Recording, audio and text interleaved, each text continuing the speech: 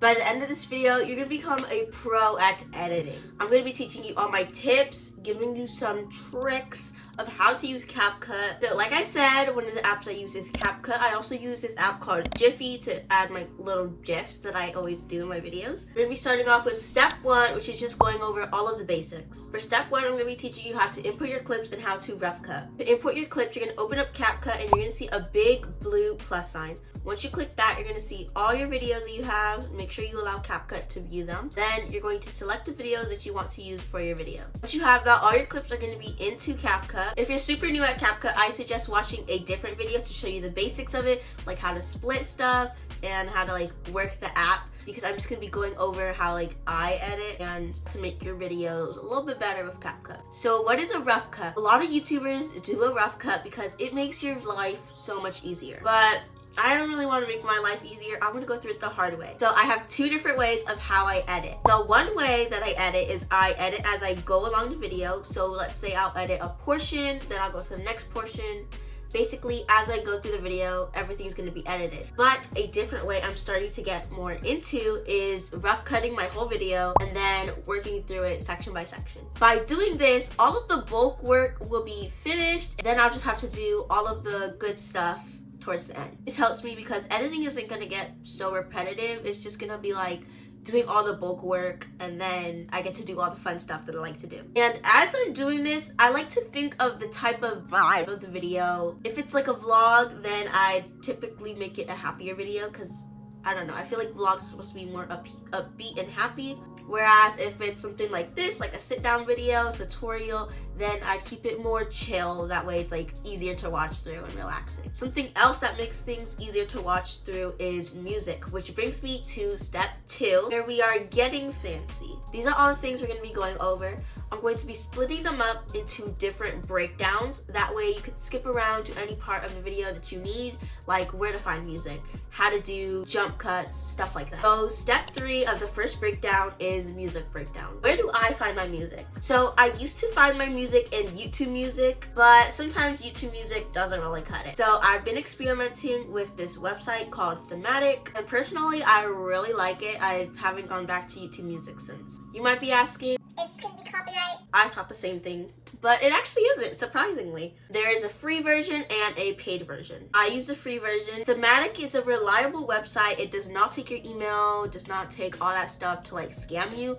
It just takes your email to obviously log into your YouTube to know who they're partnering up with. It basically takes your email to ensure that you don't get copyrighted. In the beginning, it's going to ask you what type of videos you make, like vlogs, studying, clothing, stuff like that, just so you can get a feel of what your channel is and what type of songs that you want to use. Once you have Thematic and you've picked out your topics and things like that, you can search around the home page to see what type of songs you like. And don't worry, that's only the first page. There are still plenty more songs. If you click the little 3 lines, you'll see all these other things.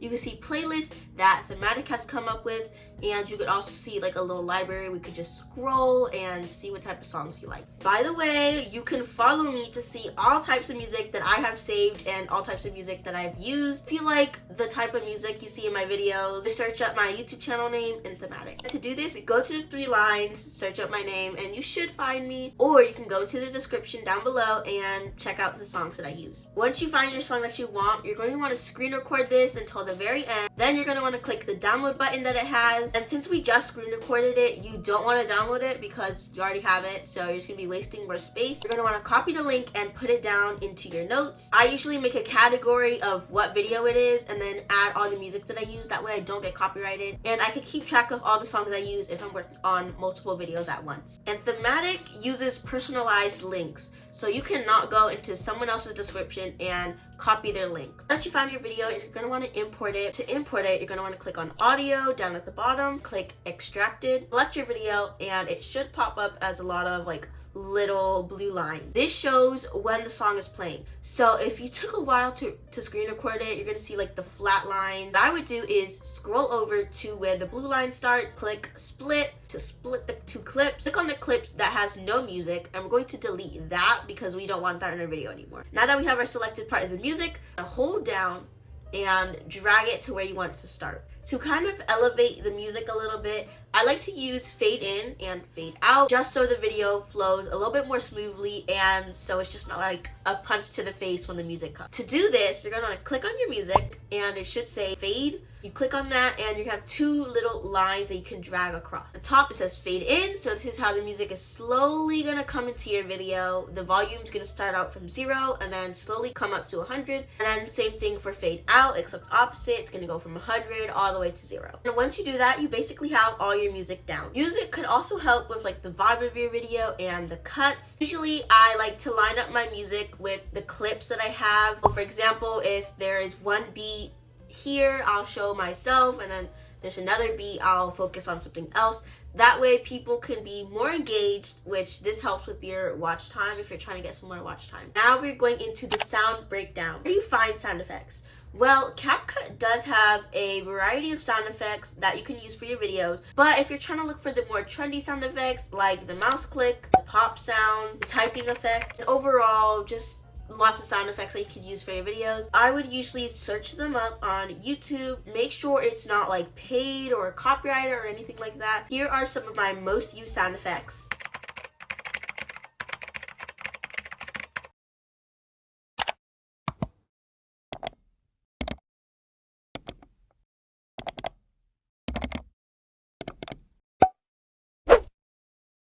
How do you use sound effects properly? So usually I like to use sound effects to emphasize something. So let's say I'm showing you a product and be like, this is the pink cup from Gucci. It's not actually, but pretend it is. You could also line up sound effects with text animations. If you're doing like a jump in sound effect, you could do like a boing or something like that. The next two steps are going to be the keeping it moving steps, making your video flow. Next step does a great job at doing that, which is overlay. Overlays can be used to spice up your videos, to add that bit of pizzazz that everyone needs. If you couldn't tell, I've been using overlay this whole video to show you what I am talking about.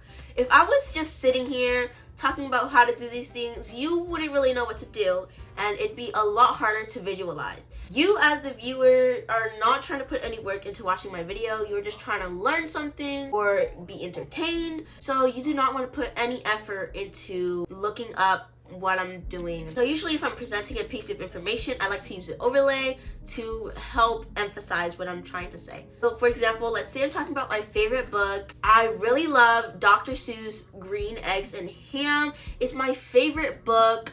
The cover is just amazing. I love the writing. If I was just saying that without an overlay like I just did, it would be super boring, a little bit hard to visualize if you don't know what the book is. But with an overlay by my side, you can totally see everything I'm seeing and you know what I'm talking about. The second to last step is transitions. This is what's gonna really help the video flow. Transitions can also help add some more spice into your videos and make them seem a little bit less boring. Here are some of the more basic transitions you could use that are in CapCut. One really popular transition is the beep transition, where it's like beep. It's usually when someone says something funny or you mess up, but you could actually use that to a great advantage. Usually when I don't know how to make the video flow, I'll use this, or when I have two different clips that don't align at all. Here is one example. Now we are on to the last step, which is getting spicier. Some things that really make a video stand out are the fonts. So here are some of my favorite fonts that I've been gathering from CapCut. Here are some of my favorite and super overused songs that I use in almost all of my videos. And if you watch a lot of my videos or you've been watching me for a while, you know I love my distortions. Before, I had to use a whole separate app to do distortions until I found out how. To do distortions, you want to click on your video clip that you want to be distorted, scroll down to retouch, click on body, and click manual. And you're gonna see all these three different options which can completely distort your face. Have a little fun with these, mess around with them, but the one I use the most is the last one at the end. Here you can see another little line that you could drag out all the way to 50 to make your face bigger, and the opposite if you want it to make smaller. Now we're going to be getting into some tips. I'm going to go over this super quickly. My first tip is to have a balance between your videos. Don't have a lot of talking in your videos and don't have so many montages in it, because it could just create this weird balance in your video. I know,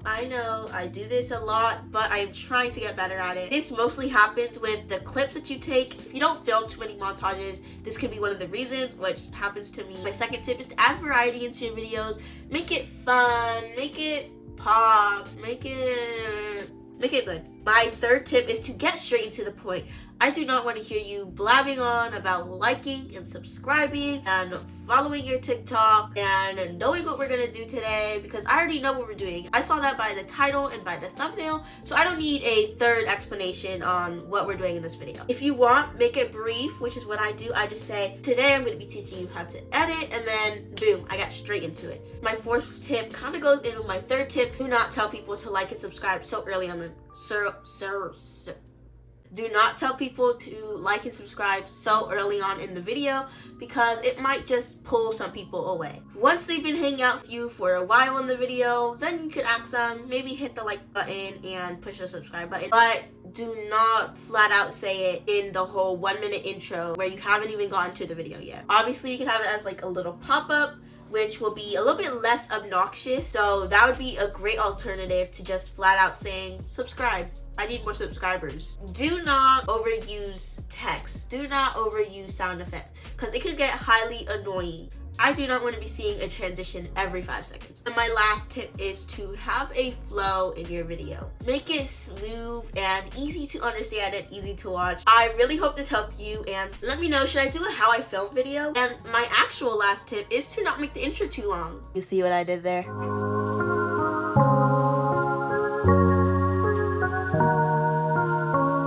Usually when I don't know, ooh, voice crack.